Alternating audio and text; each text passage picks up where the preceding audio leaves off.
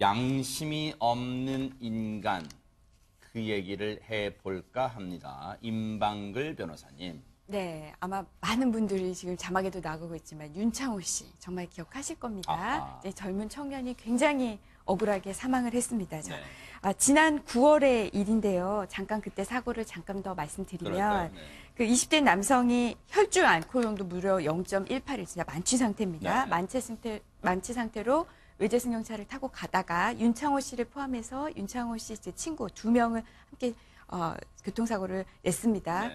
둘 다 굉장히 중상을 입었는데요. 네, 굉장히 큰 중상을 입었는데 특히 윤창호 씨는 굉장히 오랜 기간 동안 의식을 찾지 못하다가 결국에는 안타깝게 사망한, 그래서 정말 윤창호법이 발의되기도 한 정말 우리에게 모든 그 공분을 불러일으킨 그 사건인데요. 네. 근데 검찰이 이제 구형을 했습니다. 네. 이제 재판을 다 끝난 다음에 마지막에 검찰이 구형을 합니다. 네. 이 사람을 몇 년형에 처해 주십시오라고 얘기를 하는데 앞서 이 구형 이유를 설명하기도 합니다. 네. 그런데 여기 그때 구형 과정에서 검찰이 밝힌 내용이 우리에게 알려지지 않는 내용들이 있었는데요. 뭘까요? 굉장히 충격적인데 첫 번째는 우선 술에 취한 것도 굉장히 비난받을 내용인데 사고 직전에 동승한 여성이 있었어요. 그 외제차에. 네. 그 동승한 여성에게 딴짓을 시도하다가, 그러니까 전방 주시를 전혀 안 했다는 게 되겠죠. 결국 딴짓을 하다가 사고를 냈는데 이게 블랙박스를 통해서 검찰이 확인을 한 내용이고요. 이것도 충격적인데 네. 사고 이후에 이 가해자 박 씨가 이제 지인들과 문자 메시지를 보낸 걸 확인을 했는데 그 내용이 사고를 낸 주잖아요. 보험금을 받을 거 아니에요. 네. 그 보험금으로 쇼핑을 하자라는 정말 충격적인 이야기가 있었고요. 이제 피해자의 그 윤창호 씨 아버지가 자신의 그 신상을 좀 알려고 하는 것 같은데 이거 나중에 책임을 묻겠다. 이런 식의 굉장히 반성하는 것과는 전혀 거리가 먼 그런 문자 메시지를 주고받은 사실을 검찰이 이야기를 해서 지금 엄청난 다시 공분을 일으키고 있습니다. 오윤성 교수님, 인면수심이란 말로도 정말 부족할 것 같습니다. 이따위 말을 주고받아요? 사실 이제 저 사람 같은 경우는 처음에 이제 언론에 공개가 될 때 뭐 고개를 숙이고 죽을 죄를 졌다, 뭐 용서해달라 이렇게 얘기를 했는데 이번에 이제 검찰의 발표로 인해서 저 사람이 그 속에 어떤 마음을 품고 있는가라고 하는 것이 아주 명백하게 밝혀졌습니다. 그리고 이제 그 당시에 술도 혈중 알코올 농도도 그렇게 높은 상태에서 그 차를 운전하면서 옆에 여성에게 딴짓을 했다라고 하는 것도 그 블랙박스로 확인이 되지 않았습니까? 네. 그것은 본인이 그 당시에는 뭐 그 운전대를 잡고 있긴 있었지만은 윤창호 씨 아니라 하더라도 어떤 사람이라도 그런 어떤 그 살상을 당할 수 있는 상황이 됐다라고 하는 것을 의미를 하는 것이고요. 지금 이제 또 그 더구나 이제 그 문자 메시지로 우리가 보험금 타면은 뭐 쇼핑하자라고 하는 이런 얘기를 했다라고 하는 것은 저 사람은 지금 이제 반성이라든가 후회라든가 이런 것들이 전혀 없고, 네. 이 순간만 지나가고 나면은 모면하고 나면은 뭔가 또 새롭게 저렇게 음주 운전까지도 할 수 있는 그런 상황이다. 저는 그렇게 봅니다. 네. 사태가 잠잠해지면 보험금으로 쇼핑을 가자고요? 참 기가 막혀서 말이 안 나고요. 그런데 이 기가 막힌 얘기를 윤창호 씨의 유족들, 즉 부모님들이 알게 되셨어요. 얼마나 억장이 무너지시겠습니까? 그 얘기 한번 들어보시고 이어가 보도록 하겠습니다. 아니네 완전히. 그래놓고 당신은 변호사야? 당신 자식이 그렇게 죽여도 그렇게 말할 거야?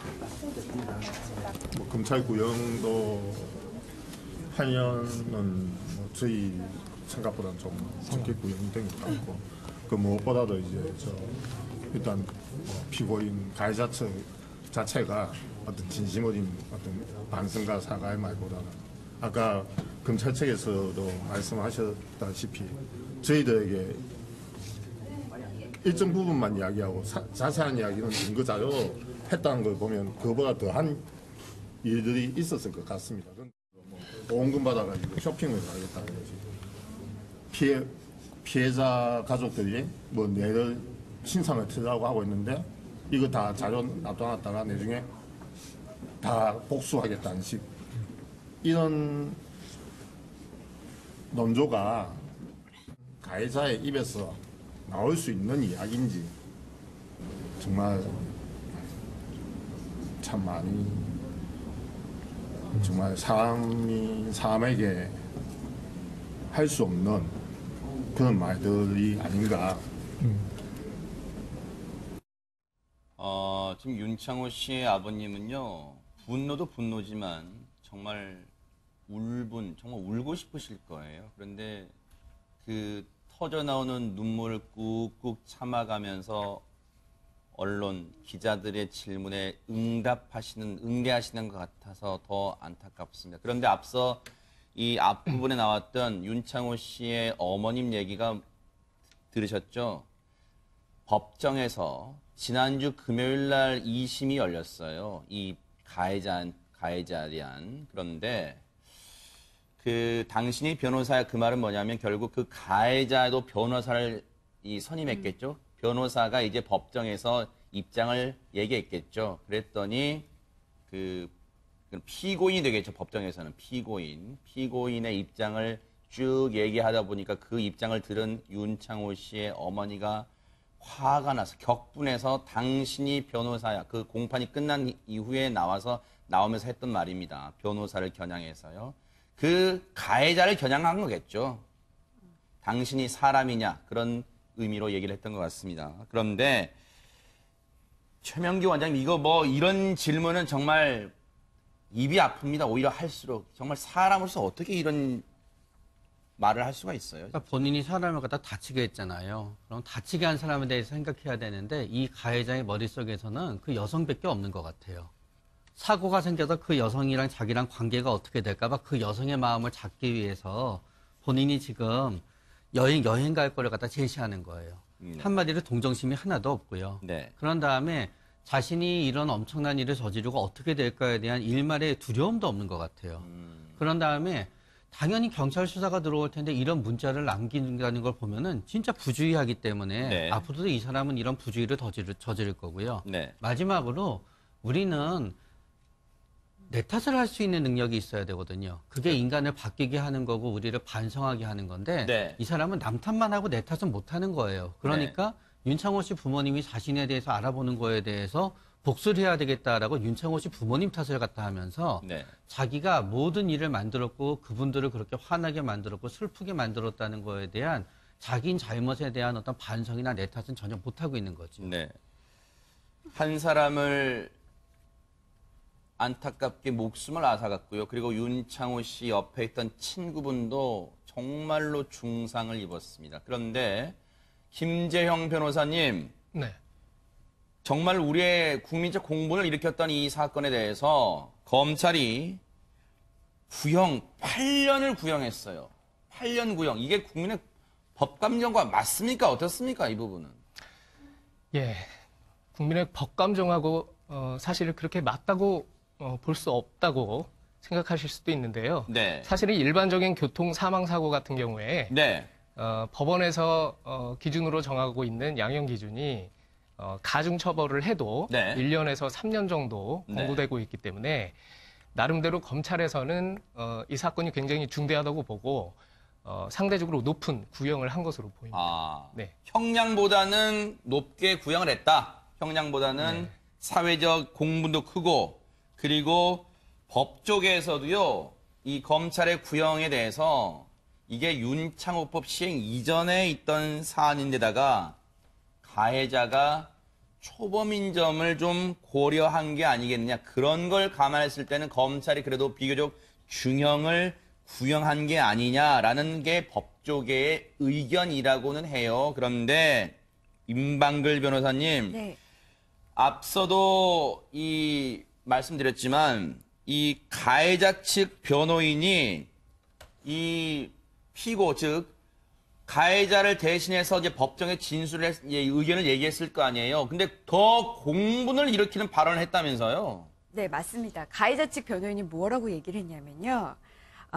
음주운전으로 사고를 낸 것보다는 동승자랑 다른 딴짓을 하다가 사고를 낸 걸로 볼 수 있다. 그러면 특가법 대신 교통사고 처리 특례법을 적용을 할 수 있는 거 아니냐? 그걸로 적용해달라고 이야기를 한 거예요. 아하. 자, 이제 이게 무슨 내용이냐 하면, 네. 자, 우선 교통사고 처리 특례법으로 인해서 내가 만약에 운전을 하다가 사람을 사망케 하거나 이제 뭐 다치게 했다. 그러면 5년 이하의 금고입니다. 아하. 자, 그런데 만약에 특가법이 적용된다. 근데 이제 특가법은 뭐냐면 음주 같은 걸 해서 네. 내가 운전을 제대로 못할 상황, 이런 상황에 이르렀는데도 운전을 해서 사고를 낸 경우에는 자, 윤창호법이 지금 개정이 됐어요. 네. 그런데 개정되기 전에는 1년 이상의 징역이에요. 이게 5년 이하의 금고랑 1년 이상의 징역을 비교했을 때 1년 이상의 징역이 훨씬 큽니다. 네. 징역과 금고만 비교해도 금고는 노역을 안 해요. 그러니까 신체는 감금되지만 노역은 안 하고 징역은 노역까지 해요. 그러니까 네. 금고와 징역만 비교해도 징역이 높고요. 1년 이상이면 끝이 30년까지도 올라가요. 네. 하지만 이건 5년 이하잖아요. 아하. 그러니까 이제 특가법으로 적용하는 게 훨씬 더 불리하거든요. 네. 그러니까 변호인 측에서는 음주운전을 하긴 했는데 음주운전 때문에 사고 난 건 아니다. 그러니까 다른 짓 하다가 사고 난 거니까 네. 교통사고 처리 특례법으로 적용을 해달라라고 이제 주장을 한 거죠. 이 얘기를 들으면 오윤성 교수님 유족들이 더 정말 억장이 무너지고 가슴이 미어질 것 같습니다. 분노가 치밀 것 같습니다. 형량을 줄이기 위해서 이제 저런 주장까지 하고 있는 걸 보게 된다면 네. 정말 저 사람들이 어떻게 그 수단과 방법을 가리지 않는구나. 그래서 아까 저게 윤창호 씨 어머니가 그 변호사에게 그렇게 그 소리를 지른 거라고 저는 보는데요. 그러네. 이 사실 이런 얘기가 있습니다. 자식은 가슴에 묻는다라고 해가지고 사실 저 부모들 같은 경우는 저렇게 살아 있어도 살아 있는 게 아니라는 거죠. 그러네. 그래서 지금 이제 법이 허용하는 그 범위 내에서 최고의 어떤 그 처벌을 갖다 하는 것이 그나마 좀 도움이 되겠다 이렇게 이제 얘기를 하고 있고요. 그 다음에 이제 지금 가해자가 그 동안에 8차례 병원을 갔다 방문을 했다라고 하는데 그거 다 거짓말이다 이렇게 얘기를 하고 있습니다. 그런데 지금 이제 그쪽 윤창호 씨 집안 같은 경우는 풍비박산이 났는데 이 부부가 정신과 치료를 받고 있고 세상에. 할아버지 같은 경우는 그 이쁜 손자가 그렇게 되니까 입이 돌아가셨대요. 아유. 그리고 이제 할머니 같은 경우도 지금 식음을 전폐하고 있는 그런 상황이기 때문에 지금 이제 최근에 들어서도 이 윤창호법 시행 이후에도 이 음주운전이 끊이지 않고 있지 않습니까? 이제 그러다 보니까 윤창호 씨 그 가족 같은 경우는 더 가슴이 아픈 것이고요. 네. 이제 앞으로 이 강력한 법 집행을 제대로 하지 않아서 집행유예나 벌금형으로 약하게 처벌하기 때문에 이런 현상들이 자꾸 발생이 된다라고 네. 하는 그것을 강력하게 주장을 하고 있는 그런 상황이죠. 안타까운 게요. 지난주 금요일 11일 날이 이 사건에 대한 2심이 열렸던 날이에요. 저는 안타까운 게 혹시라도 우리의 관심에서 점점 우리가 망각의 동물이라고 또 이 사건이 점점 우리의 기억에서 잊혀질까 봐 그게 걱정이 됩니다. 그렇기 때문에 뉴스파이터는 계속해서 이 재판을요 추적해 보도록 하고요. 11일 날 지난주 금요일 날 윤창호 씨의 아버지가요 언론에게 이 얼마나 아들이 그립겠어요 지금도. 그러다 보니까 늘 혼자 저 보세요. 저 문자를 홀로 써왔던 문자 아들에게 전달하지 못한 문자를 공개했는데요. 제가 내용을 조금 읽어보고 왔는데 아들아 네가 없는 여기서 아빠는 편한 잠자리도 할 수 없고 편한 식사도 할 수 없고 아무것도 할 수 없다는 거예요. 보세요. 아빠는 여기서 네가 너를 지켜주지 못했는데 아빠랑 엄마 혼자 이 세상에서 편하게 있을 수가 없구나라고 눈물의 고백을 해요. 아들에게. 그 문자 붙이지 못한 전달하지 못한 문자 메시지를 이렇게 언론에게는 어렵게 공개를 했습니다. 재판장님한테 잘 말할 수 있게 힘을 실어주랍니다. 아들아, 아빠 통해서 하고픈 말 있으면 다 해줘라고 메시지를 공개를 했습니다.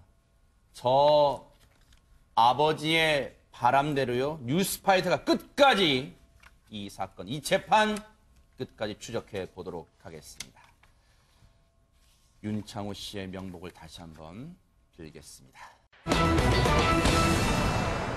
서울 암사역이라고 있습니다. 그곳에서 정말 영화보다도 더 참혹한 장면이 일어났습니다. 홍순빈 아나운서. 네, 어젯밤 이 동영상이 암사역 흉기 난동이란 제목으로 온라인상에 나돌았는데요. 네. 보고도 믿기 힘든 이 모습을 지금부터 영상으로 확인해 보도록 하겠습니다.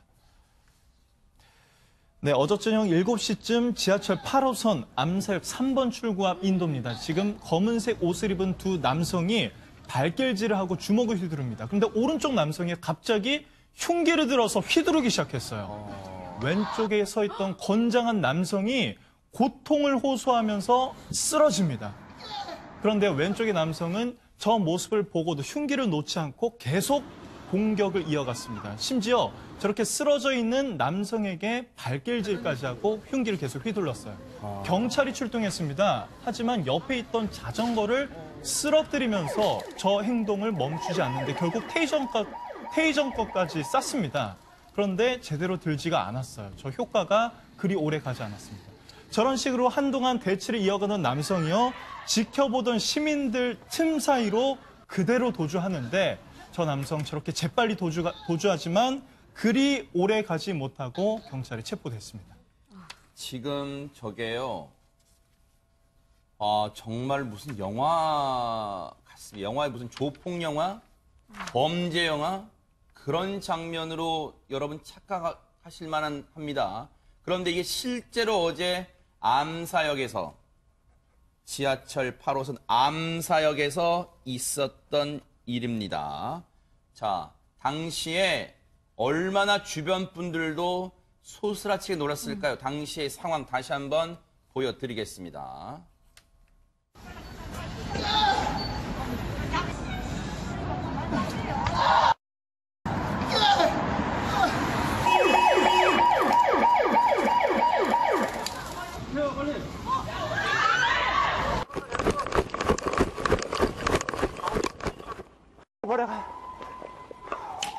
수갑 질러! 수갑 질러, 얼른! 수갑 질러!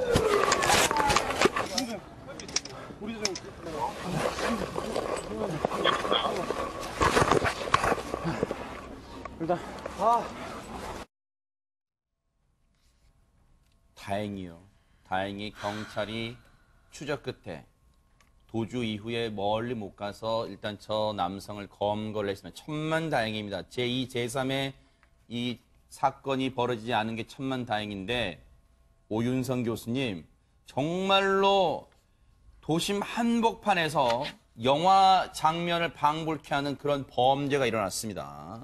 정말 이제 저런 일들이 보통 이제 경찰이 출동하게 되면 그 흉기를 휘두르고 그렇게 하다가도 뭐 도주를 하거나 또는 이제 거기서 이제 흉기를 놓고 뭐 자수를 하거나 이런 현상이 벌어지는데, 제가 볼 때는 아마 저 범인이 지금 이제 10대 후반 정도 같아요. 네. 그래서 이제 둘이가 그 사실 저 여러 사람들이 보고 있는 저기에서 공개적으로 저런 어떤 그 행동을 한다라고 하는 것 자체가 네. 현실 그 파악을 하는 그런 능력이 상당히 결여돼 있다라고 보고요. 네. 그리고 이제 설사 이제 뭐 저렇게 싸울 수는 있겠죠, 친구들끼리. 그런데 저렇게 많은 사람들 앞에서 싸우고 그리고 흉기까지 꺼내서 저렇게 찌르고 또 이제 경찰이 출동했음에도 불구하고 전혀 경찰의 통제를 따르지 않고 흉기를 들고 있었기 때문에 네. 저 영상은 지나가는 그 지금 시민이 자기의 휴대폰으로 찍어서 올린 거거든요. 그러니까 아주 적나라하게 저 모습들이 나왔는데, 네. 사실 우리 그 서울 시내 한 복판에서 저런 일이 있었다라고 하는 그 자체가 네. 시민들로 하여금 상당히 어떤 불안감을 증폭시키게 하는 것이죠. 결국은 이제 도주를 하다가 체포가 된 거죠. 그런데 더더욱 놀라운 게요, 당시 김재형 변호사님, 당시 현장에는, 바로 곁에는 이 가해 남성의 어머니가 현장에 있었다면서요? 네, 일단 어머니가 확실히 맞는지는 좀 더 확인이 필요한 부분일 것 같은데요. 네. 어떻게 알고 찾아왔는지 모르겠지만 네. 이 흉기 난동을 부린 이 남성이 이제 신고를 받고 출동한 경찰하고 대치하는 과정에서 그 대치가 이제 길어지니까 네. 이제 어머니로 추정되는 어떤 인물이 찾아와서 이제 회유를 했다는 네. 겁니다. 그래서 이 여성이 이 남성에게 누구야 그러면 안 돼. 어서 흉기를 내려놔. 이렇게 계속 설득하고 회유를 했지만 네. 그럼에도 불구하고 이 남성은 계속 회유에도 아랑곳하지 않고 담배를 네. 피거나 또 네. 경찰을 계속 위협하는 등의 전혀 제지가 되지 않았다고 하네요. 네. 일단은 저 상황에서요, 지금 저 상대방, 덩치가 이 체격이 상대적으로 더 컸던 그 피해자는요, 다행히 이 생명에는 지장이 없고요. 병원으로 옮겨져 치료를 받고 지금 귀가한 한 상태예요. 천만 다행입니다. 그런데 지금 여기서 이제 더 궁금해지는 게요. 오윤선 교수님. 경찰이 앞서 테이저건을 들었잖아요. 근데 테이저건을 들어서 제압이 쉽지는 않았나 봐요. 네, 지금 이제 테이저건 같은 경우는 우리 경찰이 2005년도에 도입이 돼가지고 네네. 지금은 한 8, 9천 대 정도 가지고 있는데요. 지금 이제 테이저건 같은 경우는 이 모직물을 5cm 정도를 통과할 수 있는 능력이 있어요. 아하. 그런데 중요한 것이 저게 이제 2개 침이 나가기 때문에 2개 침이 동시에 사람 몸에 꽂혀야 그것이 이제 근육이라든가 이것이 마비가 되는데 지금 이제 그 움직이는 그 과정에서 하나가 튕겨 나왔다 그래요. 근데 네. 주로 저 테이저건 같은 경우는 특히 그 동계에서는 효과가 하계보다는 많이 떨어지는 거로 그렇게 돼 있거든요. 그래서 이제 실제로 경찰이 테이저건을 발사를 했음에도 불구하고 네. 그 효과를 제대로 보지 못한 그런 상황이 된 것이죠. 아하. 일단은 이 피의자가 저 남성, 가해 남성이 몸을 비틀면서 뭔가 이 핀이 앞서 우리 오윤성 교수 말씀처럼 2개가 몸에 꽂혀야 되는데 하나가 빠져나왔대요. 그러면서 이게 제대로 이 효과가 이 전달되지 못했다 이건데 당시 상황을 목격한 주변 시민분들의 얘기 들어보시고 이어가 보도록 하겠습니다. 상당히 입술, 눈, 코 언저리, 입술 부분이 많이 터져갖고 있었고 아이고 못 견딜 정도의 잡을 수 없을 정도의 그 순발력으로 달렸지. 경찰관이 몇 명 정도 쫓아갔나요? 경찰이 2명이 내가 쫓는 걸 봤어요. 여기서 경찰관이 30m 정도 쫓아가는 걸 봤어요. 홍수민 아나운서, 지금 저렇게 지금 끔찍한 범행을 도심 한복판에서 저지른 저 남성, 범행 이유 대체 동기가 뭐랍니까? 그러니까 경찰 관계자가 이렇게 얘기를 하고 있습니다. 아직 조사 전이라 정확히 알 수는 없다. 하지만 저 10대 남성 2명 친구 사이였고 네. 싸우는 과정이었는데 왜 싸웠는지는 아직 확인할 수 없어서 일단 유치장에 입감시킨 뒤 자세한 범행 동기를 조사할 것이라고 밝혔습니다. 네. 혹시 임방글 변호사님, 당시 앞서 시민분이 찍은 영상 같습니다만 경찰의 대응이 좀 더 적극적이어야 되지 않냐, 혹시 이런 지적 나올 수 있을까요? 어떻습니까? 아마 영상을 보시면 저는 저 지금 폭행당하는 영상만 봐도 굉장히 좀 공포스러운데 네. 근데 경찰이 출동했는데도 저 난동을 부린 사람을 한 번에 제압하지 못했단 말이에요. 그러면 이제 우리가 시민들이 경찰에게 기대하는 거, 위험한 상황에서 경찰이 출동했을 때 이 위험한 상황을 한 번에 제압하는 거, 범인을 제압하는 모습을 기대하는데 네. 영상 속에서 그게 보이지 못하니까 첫 번째, 아이고 경찰이 너무 미온적인 거 아니냐, 주저했던 거 아니냐라는 지적이 하나 나오고 있고요. 또 하나는 경찰이 좀 강력하게 하려고 해도 우리 제도가 그렇다. 우리 제도가 뭐 테이저건을 발사하는데도 요건이 까다롭고 뭐 이러니까 경찰한테 뭐라고 할 수도 없다. 우리 공권력을 좀 강화해야 된다. 이제 이런 목소리들이 나오는데 모두 다 아마 많은 분들이 공감하시는 내용일 것 같아요. 특히 지금 이 범행 자체가 굉장히 중하거든요. 사람들이 저렇게 많이 보는 공간에서 칼을 들고 피해자를 찔렀습니다. 특수상해예요. 경찰이 출동했는데도 경찰을 향해서도 칼을 휘둘렀어요. 특수공무집행 방해거든요. 굉장히 중한 죄예요. 네. 그러니까 이런 죄, 그리고 많은 사람들이 이렇게 다칠 수 있는 이런 위험한 상황에서는 경찰이 좀 더 적극적으로 어떤 강제력을 행사할 수 있도록 좀 제도를 정비해야 될 것 같고요. 그리고 장비가 과연 아까 말씀하신 대로 테이저건이 겨울에는 또 제대로 이게 활용하기 어렵다라는 네. 말씀까지 하시니까 좀 충격적인데 네. 그렇다면 이런 계절에 상관없이 범인을 제대로 제압할 수 있는 네. 그런 어떤 장비가 제공돼야 되고 물론 전제는 좀 너무 과한 피해가 나지 않도록 네. 하는 방안도 이제 같이 뒤따라야 될 것 같습니다. 지금 저 남성이 경찰이 조사할 게 많아요. 최명기 원장님, 저 남성이 과연 저 흉기를 어디서 구했는지 아니면 애초부터 저 남성, 피해 남성을 만나기 전에 챙겨왔는지 어디서 사왔는지 늘 이것도 반드시 경찰이 밝혀내야 될 것 같습니다. 네, 그러니까 상황을 봐서는 둘이 뭐 말다툼을 하다가 저런 건 아닌 것 같고요. 네. 애초에 어떤 목적을 갖고 만났던 것 같고 네. 본인이 원하는 대로 흉기를 사용하지 않고 제압하는 데 실패하니까 흉기를 사용한 것 같고요. 흉기를 사용해서 상해를 입혔지만 채 분이 풀리지 않았기 때문에 현장을 떠나지 못했던 것 같아요. 하하. 어쨌든요, 지금 경찰이 이제 범행 동기를 밝혀낸다고 하니까요, 그 수사도 계속해서 지켜보도록 하겠습니다.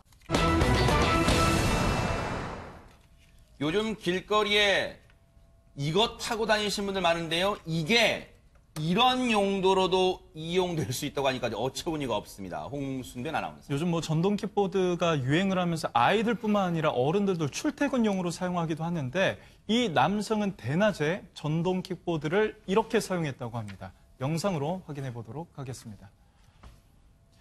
네, 지금 한 남성이요, 전동 킥보드를 조심스럽게 끌고 가고 있습니다. 자신이 타고 가고 있는 게 아니라 끌고 가고 있는 거예요. 무슨 자전거도 아니고 왜 전동 킥보드 끌고 가요? 네네. 킥보드에는 비닐에 쌓인 물건이 놓여 있었기 때문이죠. 그런데 모자와 마스크로 얼굴을 가린 모습부터 어딘가 좀 수상합니다. 저렇게 소중한 듯이 옮기고 있는 저 물건 안에는 귀중품이 들어 있었는데요. 네. 문제는 저게 저 남성의 물건이 아니라는 점입니다. 아하. 지난주 월요일 20대 남성이요, 고급 주택에 침입해서 금고를요, 통째로 훔쳐가고 있는 모습이에요. 아, 저게 그러면 금고예요? 그렇습니다. 금고가 무겁잖아요. 네. 무거운 금고를 옮기려고 전동 킥보드까지 동원해서 조심스럽게 훔쳐가고 있는 모습입니다. 하하. 아니, 그러면 저 전동 킥보드는 오윤성 교수님 자기가 범죄를 저지르기 위해서 자기가 전동 킥보드를 가지고 온 걸까요? 아닙니다. 그 현지 조달한 거로 보이는데. 현지 조달요? 예, 바로 옆집에 있는 것을 이제 또 훔쳤습니다. 네. 예, 물론 이제 저거는 저 사람이 차가 없다라고 하는 것도 의미를 하고, 네. 또 자전거 같은 경우는 저렇게 금고를 싣고 갈 수가 없어요. 예, 전동 킥보드 같은 경우는 타는 그 부위가 약간 넓기 때문에 그 위에다가 금고를 놓고 자기는 끌고 가면 되겠다라고 이제 생각을 한 것 같은데요. 네. 실제로 이제 그 망치하고 네. 또 이제 금고 테두리를 두를 수 있는 투명 시트지도 사전에 준비를 한 것으로 봐가지고는 네. 상당히 계획적으로 저 범죄를 준비한 것으로 보입니다. 하하. 저 금고를요. 아니, 무슨 이것도 영화 같아요. 금고를 통째로 들고 와서 전동 킥보드에 싣고 저렇게 낑낑대면서 운반을 하고 있는 모습이 CCTV에 고스란히 찍혔습니다. 자, 이 범인 검거가 됐는데 경찰 얘기 들어보시고 이어가 보도록 하겠습니다. 부잣집에는 전부 다 금고가 있을 것이라고 생각을 한 거예요. 한 달 전에 계속 물색을 했는데 다른 집에 한번 들어갔다가 미수에 그친 거 있어요. 치밀하게 준비를 했고 처음부터 끝까지 마스크나 장갑을 아예 안 벗어보고 계속적으로 차 바깥하고 골목으로 걸어서 도보로 이동하고. 김재형 변호사님, 나름대로 지금 경찰 얘기를 들어보면 사전에 답사격으로 계속해서 지금 이 범행 대상을 물색하기도 하고, 뭐 도주할 때 뭐 이동 순례도 갈아타고 뭐 지금 여러 가지 치밀함을 나름대로는 보이긴 했네요. 예, 뭐 조금 허술해 보일 수는 있는데. 아, 허술한가요? 네. 예, 나름대로 사전에 네. 철저하게 계획을 한 것으로는 보이고요. 이 범행 현장으로 본인의 네. 집에서 이동할 때 당시에는 네. 이제 버스 같은 그 대중교통을 이용해서 아하. 도보로 또 걸어서 가기도 했고, 네. 다만 이제 실제로 금고를 훔쳐서 도주할 때는 네. 추적을 피하기 위해서 네. 택시를 타는 등의 어떤 준비를 했던 것으로 보입니다. 아, 저 전동 킥보드도 현지 조달, 우리 오윤성 교수님 표현처럼 현지 조달, 저것도 훔쳐서 저기에 금고를 실었고, 또 저 금고를 다 옮긴 다음에 저 큰 도로까지 옮긴 다음에는 거기에 또 택시를 타고 도주를 했대요. 나름대로 이동수단의 변화를 주면서 치밀함, 나름대로는 치밀함을 보였다고는 하는데, 그런데 임방글 변호사님, 네. 궁금증이 있습니다. 그러면 딱 저 집이 범행 대상 집이구나, 즉 부잣집이구나, 이건 어떻게 알았대요, 그러면? 아까 그 경찰 인터뷰가 나왔죠. 부잣집에는 다 금고가 있을 것이라 생각을 했다. 그럼 네. 과연 부잣집이 어디겠는가? 네. 인터넷에서 검색을 했다고 합니다. 이 광주 내 고가 아파트를 검색을 해서요. 네. 그게 이제 광산구로 나왔대요. 아하. 거기에 이제 광주에 고위층이 많이 산다, 뭐 이런 네. 검색 결과가 나왔나 봅니다. 그래서 이제 서구에 거주하는 이 피의자가 이 광산구까지 가서 네. 그 아파트에 이제 들어간 거죠. 아, 광주 서구에 사는 이 절도범이 광주 지역 고가 아파트 또는 고위층 쳐봤더니 그 광산구에 부잣집이 많다는 거 갖고 원정 범죄를 이른바 저지른 거예요. 그런데 최명규 원장님, 26살, 뭐 범죄에 굳이 나이가 있는 건 아니겠습니다만 26살이래. 열심히 살 생각 왜 안 해요? 이 절도범이 빚이 있어서 빚을 갚기 위해서 범죄를 저질렀다고 이제 얘기했어요. 네. 근데 제 추측이지만 그 빚을 갚게 된 형태가 뭐 건강하게 열심히 사업을 하다가 뜻대로 안 돼서는 아닐 확률이 높은 것 같아요. 네. 그러다가 보니까 빚을 갖다 한꺼번에 갚을 생각을 하다가 보니까 저런 빠른 시간에 갚으려고 저는 범죄를 선택한 게 아닌가 그런 네. 생각을 해봅니다. 그런데요, 윤방글 변호사님, 저 훔친 금고를 어떻게 했대요? 그럼 집에 너무 커가지고 다 눈에 띄잖아요. 그런데 알아봤더니 금고를 문 담양 천변에 버렸대요. 네. 귀중 물품은 지하철 그 물품 보관함에 넣고 나름대로 또 치밀하게 했나요? 어떻습니까? 네, 말씀하신 대로 이제 금고는 강물에다가 버리고요. 저거 네. 어떻게 들고 있을 수가 없잖아요. 네. 또 걸릴 수도 있으니까. 그 어떻게 금고를 또 열었습니다. 열어서 안에 있는 현금과 그 1억 원 상당의 네. 어떤 금품들을 본인이 그 지하철역 물품 참, 네. 보관함에 숨겨뒀다고 해요. 그래서 네. 어쨌든 피해자는 피해 물품을 회수할 수 있는 것으로 보입니다. 정말 천만다행이에요. 네. 절도죄는 좀 당연히 물어야 될 것 같습니다. 주거침입죄도 있죠. 그러니까요. 주거침입죄도 있고요.